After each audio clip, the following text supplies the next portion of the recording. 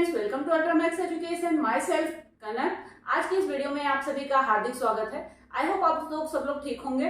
तो आज की जो ये वीडियो है ये मुख्य रूप से 7वां चरण बिहार शिक्षक बहाली जो 2022 में आने वाली है, जल्द ही हमें इसकी नोटिफिकेशन मिलेगी। उसमें 7th फेज में आवेदन करने के लिए बीटेट और सीटेट में कितने मार्क्स चाहिए इस टॉपिक पर है, क्योंकि काफी सारे ऐसे अभ्यर्थी हैं जो न्यू हैं, फर्स्ट टाइम अप्लाई करना चाहते हैं या फर्स्ट टाइम बीटेट और सीटेट क्लियर किए हैं, तो उनको इसके बारे में नॉलेज नहीं है। और काफी सारे मुझे कमेंट्स भी आ रहे थे इस तरह के कि सीटेट में कितने मार्क्स चाहिए होते हैं कैटेगरी वाइज, यूआर में, ओबीसी में एंड अदर एससी एसटी में। तो मैंने आप लोगों की इसी कंफ्यूजन को दूर करने के लिए इस वीडियो को बनाया है। तो चलिए वीडियो को स्टार्ट करते हैं। तो 7th फेज में आवेदन करने के लिए बीटेट और सीटेट में कितना अंक चाहिए, अगर आप 7th फेज में 7वें चरण बहाली में अप्लाई करना चाहते हैं तो आपको कितने मार्क्स चाहिए होते हैं सीटेट में, इस टॉपिक पे डिस्कस करेंगे। जैसा कि आप सभी लोगों को मालूम है कि सीटेट में सेंट्रल लेवल पे अगर आपको जॉब करना है तो आपको 90%, अगर आप यूआर कैटेगरी से हैं तो आपको 90 मार्क्स अर्थात 60% मार्क्स चाहिए होते हैं। एंड अगर आप ओबीसी या अदर कैटेगरी से हैं तो आपको 82 मार्क्स एंड ओबीसी या अदर तो 62 मार्क्स अर्थात 55% आपको रिक्वायर्ड होते हैं। तो ये आपको सेंट्रल में रिक्वायर्ड होते हैं। बट अगर आप बिहार में गवर्नमेंट जॉब करना चाहते हैं, गवर्नमेंट शिक्षक बनना चाहते हैं, तो वहां पर आपको इस क्राइटेरिया के अकॉर्डिंग, जो ये मैंने चार्ट बनाया है उसके अकॉर्डिंग आपको मार्क्स रिक्वायर्ड होते हैं। तो सबसे पहले हम देखेंगे कि जो कैटेगरी है यहाँ पे मैंने मेंशन किया है, और यहाँ पे मेल का कितने मार्क्स होने चाहिए, कितना परसेंटेज होना चाहिए, एंड फीमेल का एंड उनके परसेंटेज। तो बिहार में अगर आप सीटेट क्लियर कर चुके हैं तो आप अप्लाई कर सकते हैं। एंड अगर यूआर कैटेगरी में आप हैं, जनरल कैटेगरी में आप आते हैं, तो अगर आप मेल हैं तो आपको 90 मार्क्स अर्थात 60% रिक्वायर्ड है। जितना कि आपको यहाँ पर सेंट्रल में रिक्वायर्ड है उतना ही आपको बिहार टेट में भी रिक्वायर्ड है। बट अगर आप फीमेल हैं तो आपको 55% ही आपको रिक्वायर्ड है।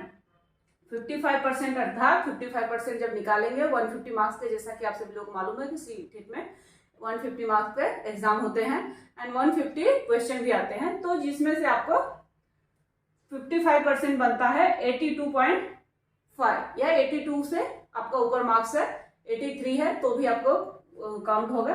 82.5 मार्क्स जो है उतना ही फीमेल के लिए रिक्वायर्ड है। बट मेल के लिए यहाँ पर 90 मार्क्स चाहिए यानी 60%, और फीमेल को 82.5 मार्क्स अगर आपका है तो आप वहां पे अप्लाई कर सकते हैं। आप एलिजिबल हैं बिहार में शिक्षक बनने के लिए। एंड ईबीसी और बीसी और ईबीसी को मेल हो चाहे फीमेल हो, दोनों को ही 55% रिक्वायर्ड है, अर्थात आपके 82.5 है मार्क्स, तो आप बिहार में शिक्षक बन सकते हैं, 7th फेज में अप्लाई कर सकते हैं। एंड नेक्स्ट देखेंगे एससी एसटी को कितना मार्क्स रिक्वायर्ड होते हैं। आप अगर एससी एसटी कैटेगरी से बिलोंग करते हैं, इस कैटेगरी में आते हैं, तो आपको 50% मार्क्स ही आपको इनफ है। अगर आपके 50% मार्क्स हैं यानी 75 आपके मार्क्स आते हैं तो आप बिहार में 7वें चरण के लिए अप्लाई कर सकते हैं। एंड अदर कैटेगरी में जैसे आपके हैंडीकैप होते हैं या और भी कैटेगरी हैं, उसमें आपको 50% मार्क्स ही आपको रिक्वायर्ड हैं यानी 75 मार्क्स, यानी एससी एसटी और अदर कैटेगरी में आपको 75 मार्क्स अगर आपके सीटेट में आप ले आए हैं तो आप यहाँ पर अप्लाई कर सकते हैं। तो आई होप आप लोगों का कंफ्यूजन इससे दूर हुआ होगा। और जहां तक आप सभी लोगों को मालूम होगा कि सीटेट जो है वो लाइफ टाइम वैलिड हो गया है। अभी 2012 जो नियमावली आई थी बिहार में शिक्षक बनने के लिए, उसमें क्या था कि बाहर के भी कैटेगरी जो थे, पूरे भारत के निवासी वहां पर अप्लाई कर सकते थे बिहार में। तो इससे क्या था, कंपटीशन का लेवल बहुत था। बट अभी क्या है, अभी न्यू नियम आ गया है, नियमावली 2020। नियमावली 2020 के अकॉर्डिंग जो है, जो बिहार राज्य का निवासी है अर्थात वहां का डोमासाइल जिसके पास है, डोमासाइल अर्थात वहां का निवास प्रमाण पत्र, अगर आप बिहार के निवासी हैं तभी आप बिहार में शिक्षक बन सकते हैं।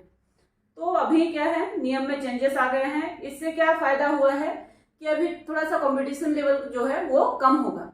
जैसा कि आप सभी लोगों को मालूम है कि पिछली बार 6 चरण की जो हुई थी नियुक्ति, उसमें 90,000 के ऊपर भर्ती आई थी, जिसमें से अभी भी 50,000 सीट क्या है, खाली है। अगर वो भी सीट इस बार की 7th फेज में जुड़ती है तो हमें इस बार बहुत ज्यादा वैकेंसी देखने को मिलेगी।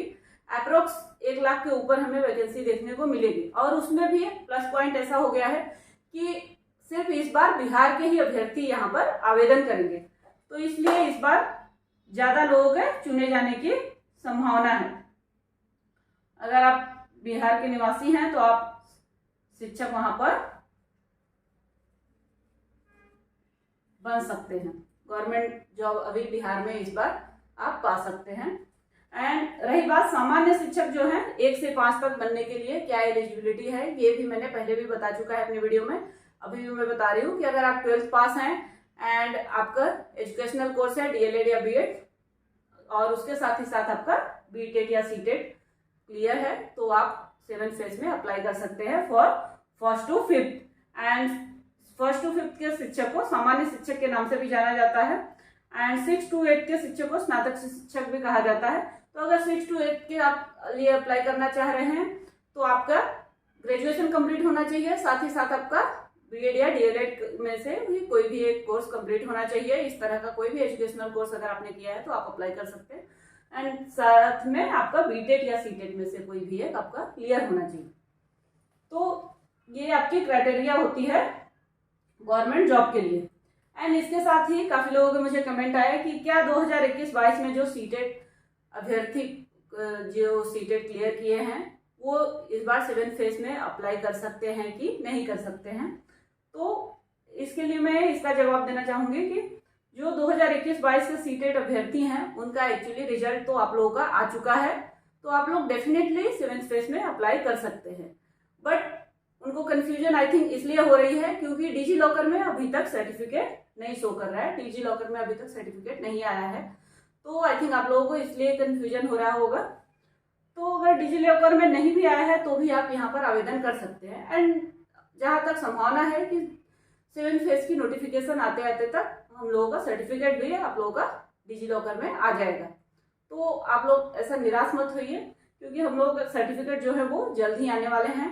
एंड अगर आपने भी CTET में अप्लाई किया है और आपके कितने मार्क्स आए हैं, अगर आप क्वालिफाइड है या नहीं भी क्वालिफाइड है, कितने मार्क्स है, प्लीज कमेंट बॉक्स में कमेंट करके मुझे जरूर बताएं। एंड आपको मेरी वीडियो कैसी लगती है इसके लिए भी प्लीज कमेंट बॉक्स में कमेंट करें। एंड आप 7th फेज में अप्लाई कर रहे हैं कि नहीं कर रहे हैं, या उससे रिलेटेड और आपको किस टॉपिक पे वीडियो चाहिए अगर जानना है आपको, तो प्लीज कमेंट करिए मेरे वीडियो पर, मैं आप लोगों को रिप्लाई करूंगी। एंड ये आपका हमने आज डिस्कस किया कि BTET और CTET में कितने मार्क्स रहेंगे तो आप 7th फेज के लिए एलिजिबल हैं।